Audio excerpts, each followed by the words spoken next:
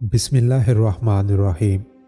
قیامت سے پہلے انتہائی آخری وقت میں جنوب کی طرف سے ایک نہایت فرحت افزا ہوا چلے گی، جس کے سبب ہر صاحب ایمان شخص کی بغل میں ایک درد اٹھے گا اور وہ اپنی فضیلت کے حساب سے مرنا شروع ہو جائیں گے۔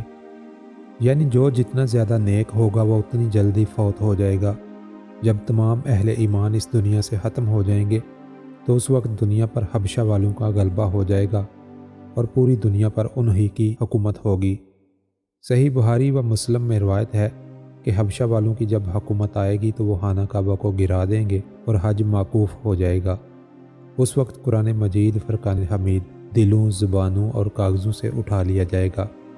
خدا ترسی، حق شناسی، خوف آخرت لوگوں کے دلوں سے ختم ہو جائے گا اور شرم و حیا جاتی رہے گی۔ لوگ رستوں پر گدھوں اور کتوں کی طرح زنا کریں گے۔ اس وقت حکام کا ظلم اور ان کی جہالت، رعایا کی ایک دوسرے پر دست درازی بڑھ جائے گی۔ پھر دیہات ویران ہو جائیں گے، بڑے بڑے قصبے گاؤں کی طرح اور بڑے بڑے شہر معمولی قصبوں کی طرح ہو جائیں گے۔ قحط، وبا اور غارت گری ایک کے بعد ایک نازل ہوں گی۔ اس وقت میں جماع یعنی جسمانی تعلق بہت زیادہ قائم ہوگا، لیکن اس کے مقابلے میں اولاد پیدا ہونے کی شرح انتہائی کم ہوگی۔ جہالت اتنی زیادہ ہو جائے گی کہ کوئی شخص اللہ کا نام لینے والا نہیں ہوگا۔ کسی شخص کی زبان پر اللہ کا لفظ ہی نہیں ہوگا۔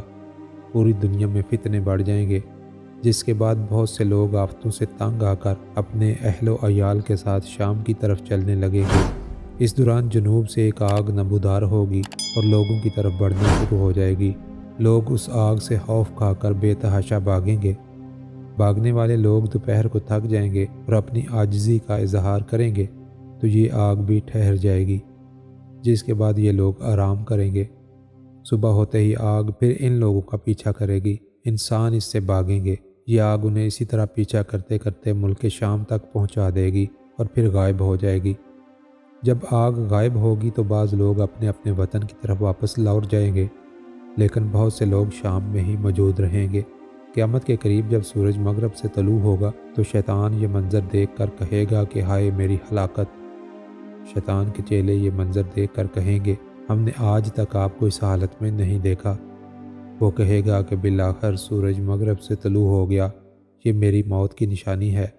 اس کے بعد لوگ 3 یا 4 سال تک غفلت میں پڑے رہیں گے اور دنیاوی نعمتیں، دولت، شہوت رانی بکثرت ہو جائے گی۔ اسی دوران جمعہ کے روز 10ویں محرم کو سور پھونکا جائے گا اور مسلسل 6 ماہ تک سور پھونکا جاتا رہے گا۔ یہ ایک باریک اور لمبی آواز ہوگی جو ہر طرف کے لوگوں کو یکساں سنائی دے گی اور لوگ حیران ہوں گے کہ یہ کیسی آواز ہے۔ آہستہ آہستہ سور کی آواز بجلی کی کڑک کی طرح سخت اور اونچی ہو جائے گی۔ اس شدید آواز سے انسان بے قرار ہو جائیں گے۔ جب سور کی آواز پوری طرح سخت ہو جائے گی، لوگ ہیبت کی وجہ سے مرنا شروع ہو جائیں گے۔ زمین پر زلزلہ آ جائے گا اور اس کے خوف سے لوگ گھروں کو چھوڑ کر میدانوں میں بھاگ کھڑے ہوں گے۔ زمین جگہ جگہ سے پھٹ جائے گی۔ سمندر ابل کر قرب و جوار کی بستیوں پر چڑھ دوڑیں گے۔ وحشی انسان جانوروں کی طرف بڑھنے لگیں گے۔ آگ بجھ جائے گی۔ بلند و بالا پہاڑ ٹکڑے ٹکڑے ہو کر تیز ہوا کے چلنے سے ریت کی طرح اڑتے پھریں گے۔ گرد و غبار کے اٹھنے اور آندھیوں کے آنے کی وجہ سے پوری دنیا تاریک لگنے لگے گی۔ اس دوران سور کی آواز مزید سخت ہو جائے گی، حتیٰ کہ اس کے ہولناک ہونے پر آسمان بھی پھٹ جائیں گے اور ستارے ٹوٹ ٹوٹ کر ریزہ ریزہ ہو جائیں گے۔ سور کی وجہ سے سب انسان ہلاک ہو جائیں گے تو ملک الموت شیطان کی روح قبضہ کرنے کی طرف متوجہ ہوں گے۔ یہ ملعون چاروں طرف دوڑتا پھرے گا، مگر فرشتے اسے پکڑیں گے اور اس کی روح اس طرح قبض کی جائے گی کہ احنف بن قیس رضی اللہ تعالیٰ عنہ فرماتے ہیں کہ میں حضرت عمر سے ملاقات کے لیے ایک مرتبہ مدینہ منورہ گیا۔ ایک مجمع میں حضرت کعب بن احبار کو تقریر کرتے ہوئے دیکھا تو میں بھی بیٹھ گیا۔ وہ فرما رہے تھے حضرت آدم علیہ السلام نے وفات کے وقت اللہ تعالیٰ سے عرض کی، یا اللہ میری موت سے میرا ازلی دشمن ابلیس بہت خوش ہوگا، اس کو قیامت تک زندہ رکھنا۔ جواب ملا، آدم تم انتقال کے بعد جنت میں چلے جاؤ گے اور وہ مالون قیامت تک دنیا میں ہی رہے گا۔ آخر میں اس کو موت آئے گی تاکہ ساری دنیا کے لوگوں کے برابر موت کی تکلیف اٹھائے۔ آدم علیہ السلام نے ملک الموت سے فرمایا، ابلیس کی موت کا منظر مجھے کچھ بتاؤ۔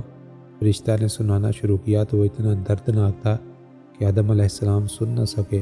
فرمایا بس کرو، اب اور نہیں سنا جاتا۔ اتنا فرما کر حضرت کعب خاموش ہو گئے۔ لوگوں نے کہا حضرت کچھ ہمارے سامنے اس کا ذکر اور بھی بیان فرمائیں۔ پہلے تو آپ نے انکار کیا، مگر لوگوں کے بے حد اصرار پر فرمایا جب قیامت قریب آئے گی لوگ حسب عادت بازاروں میں مشغول ہوں گے، اچانک ایک زوردار دھماکہ ہوگا جس سے بہت سے لوگ بے ہوش ہو جائیں گے۔ اللہ تعالیٰ ملک الموت سے فرمائیں گے میں نے سب سے زیادہ تمہارے مددگار اور معاون بنائے اور تم کو ان سب کے برابر قوت دی، میرے غصہ اور غضب کا لباس پہن کر جاؤ اور ابلیس ملعون کی روح قبض کرو اور اس کے ساتھ تمام انسانوں اور جنوں سے زیادہ سختی کرنا، اور مالک دروغہ جہنم سے کہو کہ جہنم کے دروازے کھول دے۔ ملک الموت غیظ و غضب میں بھرے بہت سے فرشتوں کے ساتھ دنیا میں اس طرح آئیں گے کہ آسمان اور زمین والے دیکھ لیں تو خوف کے مارے پگھل جائیں۔ ابلیس کے پاس پہنچ کر بہت زور سے ڈانٹ پلائیں گے جس سے ابلیس بری طرح داڑیں مار مار کر چیخے گا، اگر دنیا والے اس کی آواز سن لیتے تو بے ہوش ہو جائیں۔ ملک الموت ابلیس سے کہیں گے حبیث تو نے بہت طویل عمر پائی اور بے شمار انسانوں کو گمراہ کیا جو تیرے ساتھ جہنم میں جائیں گے، آج ان سب کے برابر تجھے موت کا مزہ چکھاؤں گا، تیری مہلت اور ڈھیل کا وقت ختم ہو چکا، اب تو موت سے بھاگ نہیں سکتا۔ ابلیس گھبرا کر مشرق کی جانب بھاگے گا تو کبھی مغرب کی جانب، لیکن ہر طرف اپنے سامنے ملک الموت کو پائے گا۔ سمندر میں گھسنے کی کوشش کرے گا تو سمندر نکال پھینکے گا۔ آدم علیہ السلام کی قبر کے پاس کھڑا ہو کر کہے گا اے آدم تمہاری وجہ سے میں ملعون اور مردود بنا، کاش کہ تم پیدا ہی نہ ہوتے۔ پھر ملک الموت سے کہے گا کتنی سختی اور تکلیف کے ساتھ میری جان نکالو گے۔ ملک الموت فرمائیں گے جتنے لوگ جہنم میں ہیں ان سب کی موت سے کہیں زیادہ تکلیف اور سختی کے ساتھ۔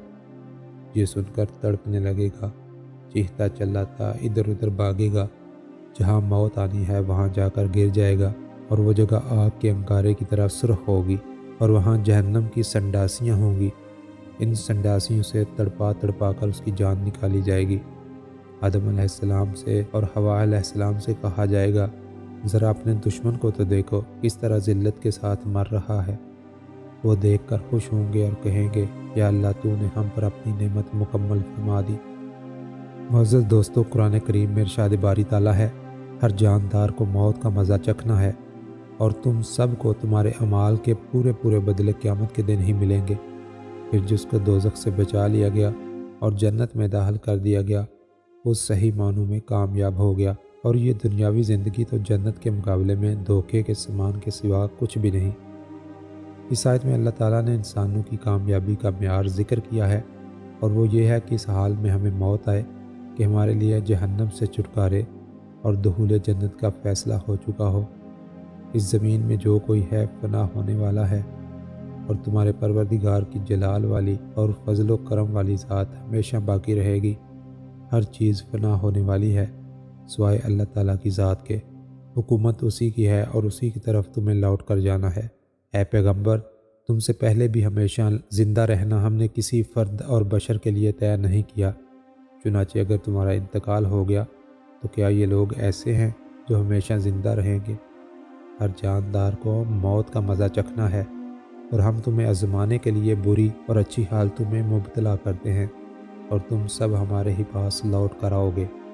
تم جہاں بھی ہوگے ایک نہ ایک دن موت تمہیں جا پکڑے گی، چاہے تم مضبوط قلعوں میں ہی کیوں نہ رہے ہو۔ اے نبی، تم کہہ دو کہ جس موت سے تم بھاگتے ہو وہ تم سے آ ملنے والی ہے، یعنی وقت آنے پر موت تمہیں ضرور اچک لے گی۔ دعا ہے کہ اللہ تعالیٰ ہمیں موت کی تیاری کرنے اور آخرت میں کامیاب ہونے کی توفیق عطا فرمائے، آمین یا رب العالمین۔ دوستو، ویڈیو کو دوسروں کے ساتھ ضرور شیئر کریں تاکہ دوسرے لوگ بھی برائیوں اور برے کاموں سے بچ جائیں۔